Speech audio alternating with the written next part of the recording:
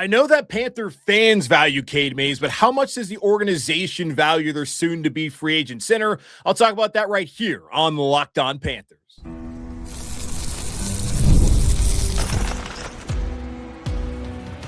You are Locked On Panthers, your daily Carolina Panthers podcast.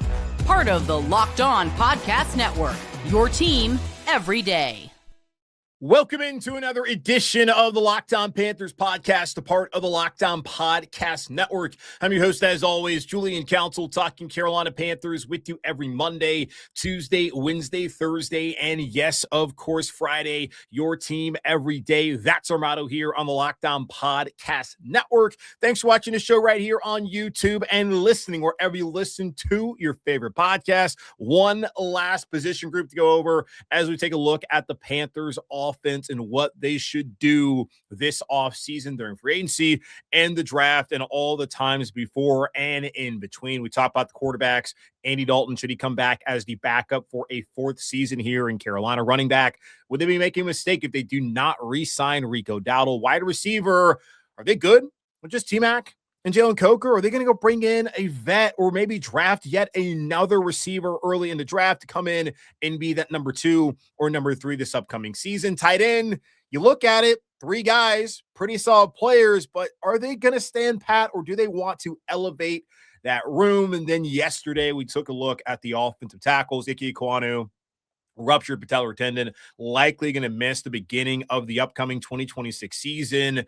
Who are they going to get to replace Icky? In the meantime, is Josh Nijman the obvious answer? So go back, check out all those shows here on YouTube and wherever you listen to your favorite podcast, which means the last position group to look at is the interior of the offensive line. We're talking about guards. We're talking about centers. And I'll tell you at the end of the show how the Panthers should go about addressing their guard and center positions this offseason. Cade Mays, y'all value him, but does the organization value him as much as you do, just based off of the actions and not necessarily the words that they have said over the last 2 seasons? But let's start off, as we started off all these shows, by taking a look at the current outlook of the interior of the Carolina Panthers offensive line, looking at the guys who are under contract and those who are pending free agents. Robert Hunt, he is under contract. Damien Lewis, he's coming back in for another year. Chandler Zavala, the last year of his rookie deal. Jatir Carter and Sadiq Charles and Joshua Gray all signed reserve/futures contracts in recent weeks. Come back to Carolina and compete for a position, likely on the practice squad. But Jatir Carter was somebody who was very close to making the active roster before an injury befell him during training camp and the preseason back in 2025. But looking more in depth at Rob Hunt and Damien Lewis, we knew after that disastrous season in 2023 that the Panthers had to go out there and do something to fix the offensive line and to help Bryce Young. And the first moves that they made were signing Damien Lewis and Rob Hunt to monster contracts to come in and be the starting left and right guard respectively in 2024, where they were fantastic. And then again in 2025, where Rob did miss time, but Damien Lewis, arguably, if it's even an argument, at this point in time, was the Panthers' best offensive lineman last season, and maybe even the past 2 seasons has been the Panthers' best offensive lineman. Looking at Rob Hunt, though, he was the marquee free agent signing the Panthers had back in 2024. He is now entering into the 3rd year of a 5-year, $100 million contract that had $63 million guaranteed. Now, he only has $8.5 million guaranteed on his 2026 salary coming up, plus a $500,000 workout bonus if he is on the roster by the 3rd day of the new league year, which I'm guessing is going to be the case. He also had that guaranteed based off of injury, and he had the situation with the biceps, miraculously was able to play in that game last month in the playoffs against the Rams, where he said he had another injury to his pec where he felt like it popped off the bone, but it didn't. So he went out there and kept playing and was going to have an MRI after speaking to us the next morning during locker room cleanout. And we don't have the results of that MRI. It doesn't sound like it was anything significant, but if it is, Rob at least has plenty of time to get ramped up for the 2026 season and to be ready to go by training camp at the end of July later on this year. But he's been good The only problem is that he was not available for the bulk of this past season. And you have to wonder, considering the amount of money Carolina has spent on Rob Hunt, have they gotten their money's worth? I think in 2024, he was good, but was he better than the player, Damien Lewis, who they also paid, I think, significantly less than? Well, factually, significantly less than, but was he better than D-Lew? I don't know. I don't think you can say assuredly that was a fact. Last year, you give him a mulligan because he missed a season, but they're paying him to be a leader in that locker room, which he absolutely is, and to be that dude on the offensive line, which when he plays has been the case. But has he been the dude of the dudes? I don't know. You look at just his contract moving forward. He has a $24.3 million cap hit next year in 2027, then 23.3 in 2028. Now, there's not really a simple path, I feel like, next year, as it's not just his deal, it's Taylor Moton's deal, it's Bryce Young's deal. There's a lot of contracts to look at just as far as the salary cap goes. Now, it's going up, projected $20 million more than it was last year. And you can assume, just based off of how the NFL is a behemoth and they continue to add all these international games, the TV contract, and just all the money that pours into the league from y'all's rabid fandom, which is good for me, good for all of us who are covering this league. Obviously, it's great for the NFL. The money is just going to keep going up, salary cap wise, going to keep going up for the players. But you have to wonder, just the way these contracts are structured, will it keep up to the point where the Panthers will have flexibility moving forward? So if they do want to move on from him, for whatever reason, next offseason, they can save $13.7 million, but then they would have $10.6 million of a dead cap hit. Now, it becomes far more manageable in 2028, where it'd be $18 million of savings with $5 million and $5.3 million rather in dead money. So I don't think Rob, obviously right now, he's going to be on the roster again for a third season. If he stays healthy, he plays well, that's a problem to figure out next offseason as we get the cap projection of what it's going to be. But right now, just something to think about down the road, much like with Taylor Moton's contract and what the Panthers may want to do draft-wise and trying to bring in some young guys and develop them to potentially be the replacements of some of these guys we're talking about. That's just where things stand right now when looking at Robert Hunt's contract. And Damien Lewis, he's entering into the third year of a 4-year, $53 million contract that only guaranteed $26.2 million. And he has received all of that guaranteed money, but he still has a per game active bonus that pays him $30,000 each game heading into 2027. That would be $510,000 to be able to play every game of the regular season, which he missed one game back in his first year. I think he may have missed a game, maybe two last year, but overall it's been very durable for Carolina. And thus far, in my opinion, has outperformed the contract. When you look at what they're paying Rob Hunt and what Rob has done, which I think he's been good, but has he been better than Damien Lewis? I don't think so. Damien Lewis has played more like the guy who got paid $100 million rather, than the guy who got paid 53, where really 26.2 of it is guaranteed. That's already been paid out. You look at his PFF grade this past season. Now, I don't even know why I keep bringing up PFF, but that's probably like the easiest way for me to evaluate an offensive lineman in some other positions. You look at, when you click on player grades, they have his grade as a 77.7. He's the seventh best interior offensive lineman this past season. If you click on his player profile, it has him as a 76.1 grade, and that has him 11th. I don't know what the hell is wrong with that website, but either way, he was a top 11, top 10 offensive guard this past season. His pass blocking grade, 79.7, was the third best among guards this past year. His pass blocking, or his run blocking grade rather, was a 73.2. That was 13th. So he was top 15 in all those categories. And maybe if you click on a different page, maybe top 10 in all of those. See, he was excellent for Carolina this past year. And there are some avenues they could go about trying to reward him this offseason. They could do a simple restructure where they would just give him some more guaranteed money heading into the season, and that could free up $5.6 million for Carolina against salary cap in 2026. Or they could just go ahead and do an extension where they potentially could clear up to $9 million, which I do think he's kind of earned that, much like we've talked about already this offseason with Mike Jackson. We'll talk more about that next week. he's a guy, when you look at what he's been able to do, especially what was asked of him. Now, D. Lou is living up to the deal and really, I think, surpassing it at this point in time. But they asked him to come in to be a starting left guard. He has come in and been a starting left guard, and he's been even better than maybe they expected just based off of what they're paying him. Because you pay guys not just based off of their production, but also what you think they're going to be. And they clearly thought that Rob Hunt produced at a higher level in Miami was going to be more for them, and it was going to cost more to get him than Damien Lewis coming over from Seattle, where he had obviously a familiarity with the scheme and a lot of the offensive coaching staff.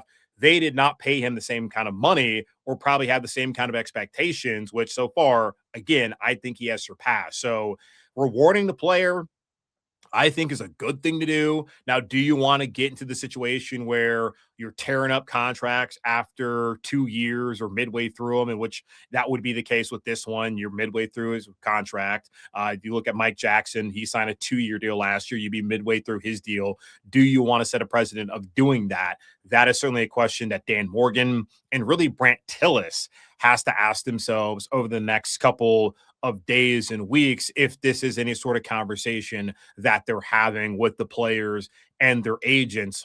Overall, Damien Lewis has been great for Carolina, and he's coming back for another year. Him and Rob Hunt, that is a good thing for the Panthers offense and obviously for their quarterback, Bryce Young. Cade Mays, Austin Corbett, Brady Christensen, and Jake Kurhan are all pending free agents. Austin Corbett feels like that's the end of the road here for him. Brady Christensen ruptured his Achilles tendon back late in the season, so I don't know when he'd be ready to go, but there may be some value in bringing him back. Jake Kurhan was kind of a little cult favorite there for a second among fans because how he played against the Packers, but didn't really get a ton of opportunities after that.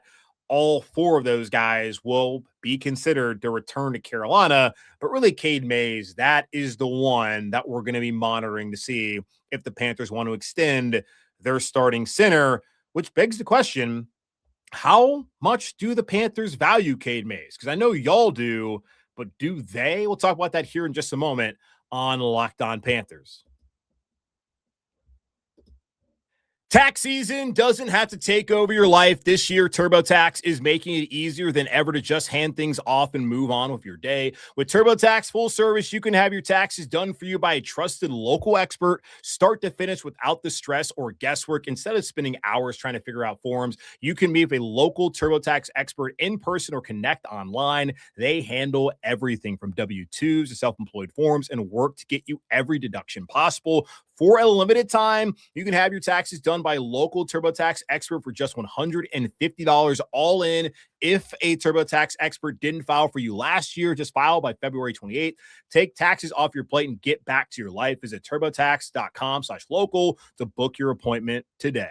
This episode is sponsored by BetterHelp. February can be a lot. Flowers, candy, stuffed animals, and so much talk about relationships. And it can honestly feel like everyone else has it all together in their love life. But here's the truth. Whether you're married, dating, single, or just focusing on you, most people are still trying to figure it out. And no matter where you are in your romantic journey, therapy can help you find your way. It can help you get clear on what you want, what feels heavy, and how to take some pressure off yourself. It's easy to assume everyone else has the perfect relationship, but most people are working through something. Therapy can help you recognize patterns that might be weighing relationships down. BetterHelp has a licensed therapist in the U.S., and they do the initial matching work for you so you can focus on your goals. And if you want to switch therapists, you can do that at any time free of charge. Sign up and get 10% off at betterhelp.com/lockedon. That's BETTERHELP.com/lockedon. How much do the Panthers really value Cade Mays as he enters into free agency for the first time as a NFL professional? Now, I guess technically he was a free agent last year, was restricted, and it was always going to be the case that Carolina was going to bring him back. And he hadn't played enough to the point where a team would be aggressive in trying to sign him to a offer sheet. Then Carolina would have to match that. Now, he's an unrestricted free agent, and based off of how he's performed, not just in 2024, but also this past season in 2025, Cade Mays is going to have a market. So that brings me to this question. How much do the Panthers value him?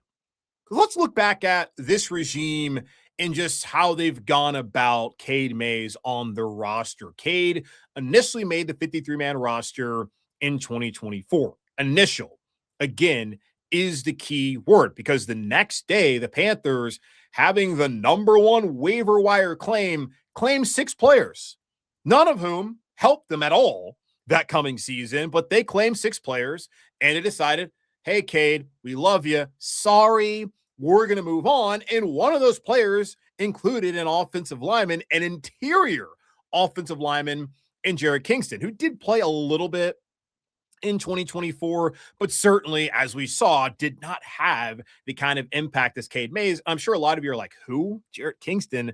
He was one of the few, him and John Radigan, who actually stuck around that season. Shamar Bartholomew was another one, but those 6 guys, they came in and they were here briefly, and if they did stick around, they didn't do anything to contribute to the few wins Carolina did have in 2024. So Cade was off the roster, and he signed with the Giants on the practice squad, and he was there all the way through the first 5 weeks of the season, and only came back to Carolina because Austin Corbett in week 5 on the road in Chicago tore his biceps. So they needed another center to come in, and they figured, okay, there's Cade Mays. He's not being protected by New York, and he's somebody who at least knows what we want to do. And yeah, we cut him early on in the season, but come on back, Cade. So they signed him 2 days later after Corbett's injury to the active roster. And it took a couple of weeks before we really got an opportunity. And it wasn't until week 9 when that opportunity came. And why did it come? Well, because Ike Ekwonu was out at left tackle with an ankle injury, and the person who had been filling in for Austin Corbett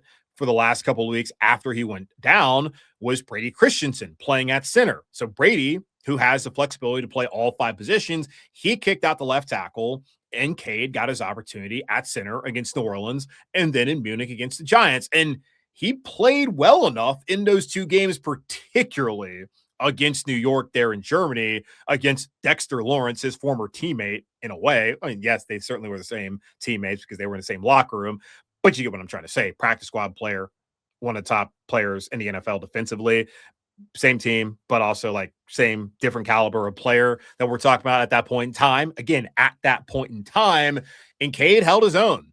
And once Icky was good to go after the bye week, he went back at left tackle. Brady Christensen went back to the bench, and Cade Mays stayed there at center. And we did then see Bryce look really good against Kansas City, look really good against Philly. Should have won that game. XL dropped the ball, looked really good against Tampa, and had some of his best moments of his young career all in the second half of the season with Cade Mays as a starting center. And despite all of that, it was pretty obvious last offseason that the Panthers weren't valuing Cade Mays as the guy who's going to come in and be their starting center. They had him as a restricted free agent, so they only had to pay him so much money. They gave him a $3.4 million restricted free agent tender, which obviously he signed. Nobody signed him to an offer sheet, so he came back to Carolina to compete for the job. And then Austin Corbett, who they wanted to be their starting center in 2024 and who was starting center for the first 4.5 games before going down with that biceps injury, he signed a 1-year, $3 million contract, but he had an additional $4 million available in incentives, which basically tells you that the Panthers don't want to spend too much on Austin because of the injuries they had suffered in back-to-back years. But they also, really 3 straight years, torn ACL, the meniscus, the biceps, and then hell, he got hurt again this past fall. They wanted to not spend too much, but they also wanted to reward him if he did what they thought he would do, and that was win the starting center job, which was all but wrapped up before the Browns even came to town for joint practice back in August. And we asked Dave midway through the whole situation training camp, and he said, yeah, Austin's going to be our guy. And one of the big reasons was because Austin had experience. Cade didn't. Not really Cade's fault that he's younger than Austin, hadn't gotten an opportunity until Austin went down, and they felt like they like Brady more as a swing guy on the offensive line there late in 2024. So they always wanted it to be Austin Corbett, who again went down with an injury back in week 2. And then Cade stepped in and took over the job. And even as he battled through his own injuries this past season, he was the starting center for Carolina. And I asked this question to Mike Kay a couple weeks ago when he was on the show with us, Mike Kay of the Charlotte Observer. I asked him, did the Panthers really value Cade Mays? Because they brought him and Austin back, paid Austin more, which I think you have to do in a way because he's a veteran, and Austin won the job. And the whole reasoning behind it was he's a veteran. Okay, well, then he was always going to win the job, right? And that cut Cade originally. It took a minute before he got the opportunity. It has always been injuries that have led Cade Mays to playing at center. It hasn't been the Panthers want to have him at that spot. It's been Austin going down multiple times and other guys being injured like Ike Ekwonu in 2024 for him to even get a chance. So if that's the case, how much do the Panthers really value him? I think it's a reasonable question to ask. And I'm not just trying to say that he's not valuable at all, because I do think a team is going to try to pay him a decent salary this upcoming season. You look at Spot Track, the place for contracts, his market value, 3 years, $36 million. That's $12.2 million per year. It's 36.7, but $12.2 million per year. The Panthers are set to spend the third most in the NFL on the offensive line in 2026, after spending the most in 2025. So they have shown with Rob Hunt and Damien Lewis, as we talked about earlier, they're willing to spend money. Taylor Moton, they extended him. Ike Ekwonu picked up his fifth-year option, and I think he's going to get an extension. So they're willing to spend a ton up front, but do they want to spend a ton up front on Cade Mays? That's a question that I'm sure we'll get in short order. So how should the Panthers address the interior of the offensive line this offseason? I'll tell you that here in just a moment on the Locked On Panthers.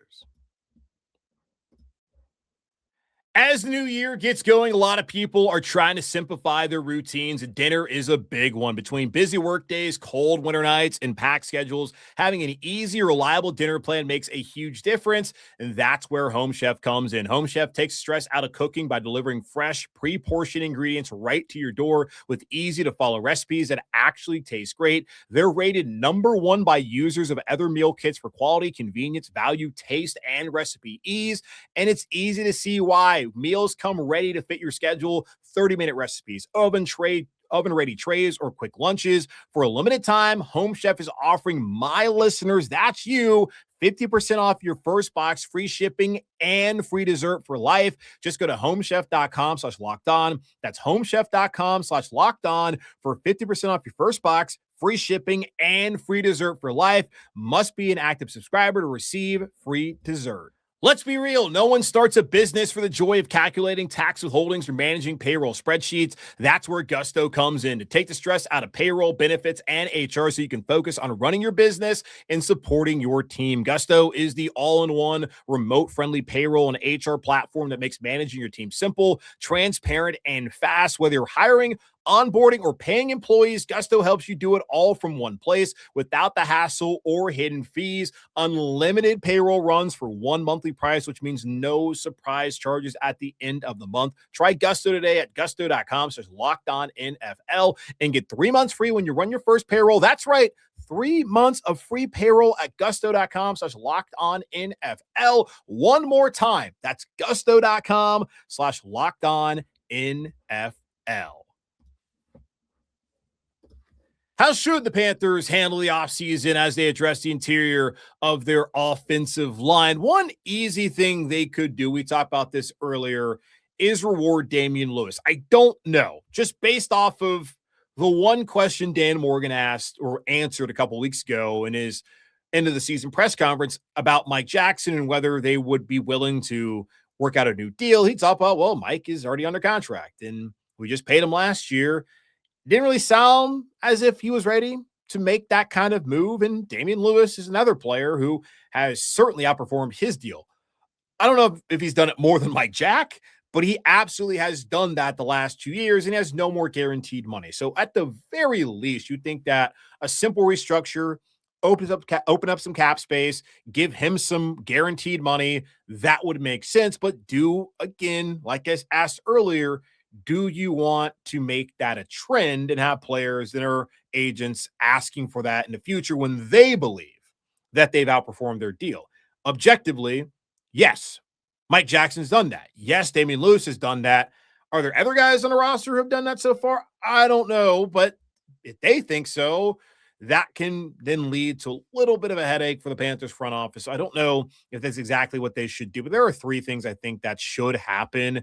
Number one, chief among them, you got to sign a veteran center. And it can be Cade Mays. But if it's not Cade Mays, at least looking at overcap.com and the pending free agents, it appears that Tyler Linderbaum, Ethan Pocic, and Connor McGovern are the best available options potentially for Carolina. Looking just at their PFF grades this past season, Linderbaum was the 5th highest grade center with an 80.2 grade. McGovern was 15th with a 69.1 grade. Pocic was 20th with a 63.8. And then Mays, he was 24th with a 62.4. So while he is a homegrown guy, he's also just looking at the other available or potentially available free agent centers. He's behind the other 3 that you could consider if you're Carolina. Now, looking at the contract, the market value, that is important. And this is not always and really often what it ends up being, but this is just one way to look at it as we have these discussions on the show, looking over at just Tyler Linderbaum and his market value on Spot Track. 4 years, $70.8 million, average salary of 17.7, which is significant, but the Panthers, they're going to pay Icky, I think, this offseason.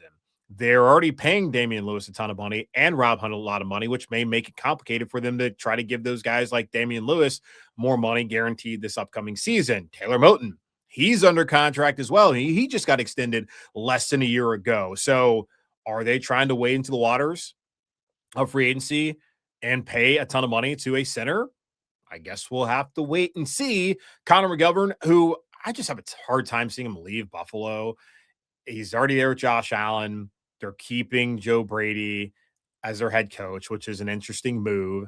And Brandon Beane, who was their embattled general manager, who's now the president of football operations up there, he got a raise somehow. He's sticking around. So you would think that McGovern would stay, but if he somehow is able to leave, 3 years, $48.8 million, 16.2 is his average annual salary. According to his market value, then Pocic would be 3 years, 31.7 mil, 10.5 mil. So look, maybe Linderbaum and McGovern would be guys you look at as being upgrades. Now, I think this would be Tyler Linderbaum's first contract or second contract. So this is him really trying to cash out while McGovern is over the age of 30. So those are just some options for Carolina if they would like to go outside of what they have currently, or at least what they've had in Mays, and of course in Corbett. I suppose Christensen, if you want to throw him in there as a potential option at center. I wouldn't necessarily do that, but those are at least they're like high priced options when looking at the market coming up here at center potentially, because again, these guys could all be re-signed before they officially hit the market.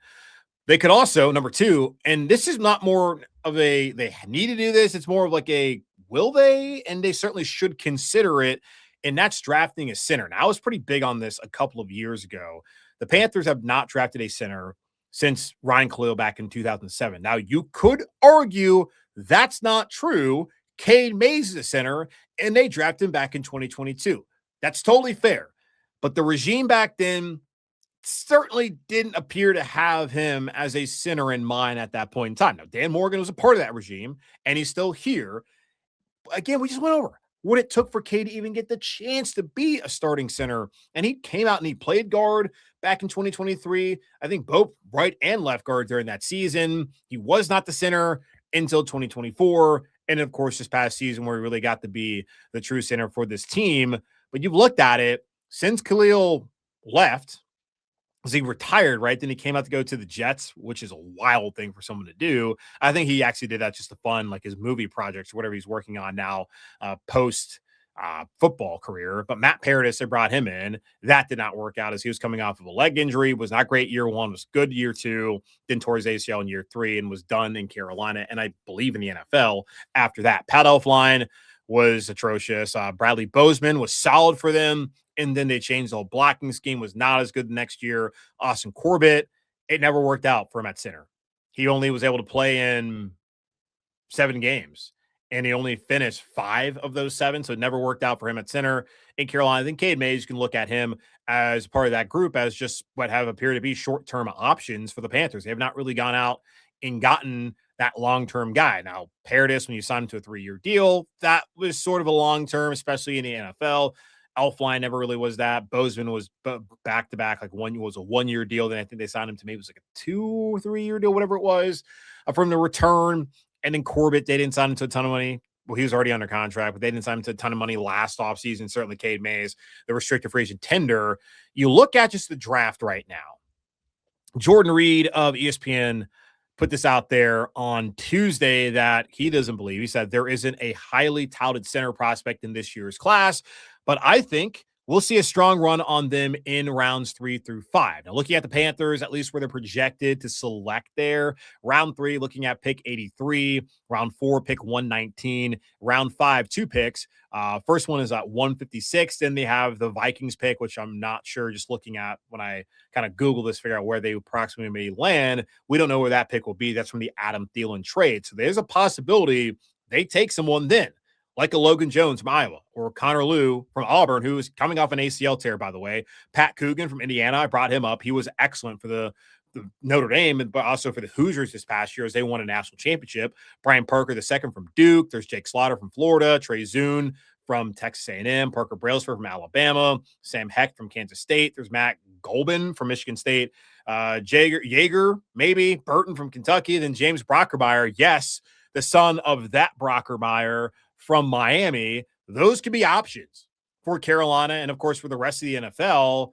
They're in the middle rounds if they want to go after a center. And I do think just developmentally, just looking at how much they're spending on the offensive line, I do think it would make a lot of sense for them to try to address really the tackle position, guard / center in this upcoming draft, try to build out some cheap depth, but also some guys that you can develop. And everyone says this, but Carolina certainly is trying to live by it. As we saw how many young players played last year, they want to be a developmental organization. And you need to draft well, develop well, and then keep those players around, which would be an argument for keeping Cade Mays around here in Carolina. And then lastly, they got to re-sign some sort of veteran depth. You can go draft somebody, but bring back guys like Brady Christensen or Jake Kurhan.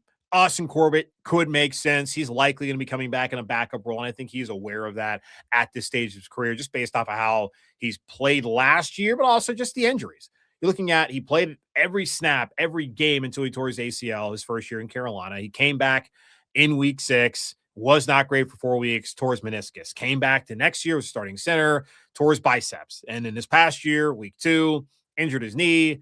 It just has not gone well for the guy over the last really 3 seasons dealing with injuries.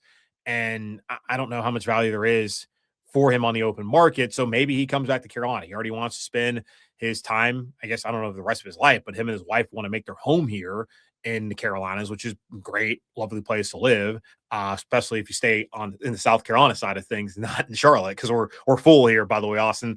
But she doesn't live in Charlotte, but whatever. Yeah, so like Christensen, Kurhan, Corbett, like just bring back one of these veteran guys. You have Chandler Zavala as well in the final year of his rookie deal. That could all make some sense for Carolina. But really, you got to go find a starter at center, and I think develop somebody via the draft who could maybe take over next year. Or if you think they're good enough, if you decide if it is going to be pick 83, if you think at pick 83, there's a guy worth taking and starting day 1, all right, let's see what's going to happen. So that's how I feel about how the Panthers should handle the interior of the offensive line this offseason. That's going to wrap up this edition of the Locked On Panthers podcast, part of Locked On Podcast Network.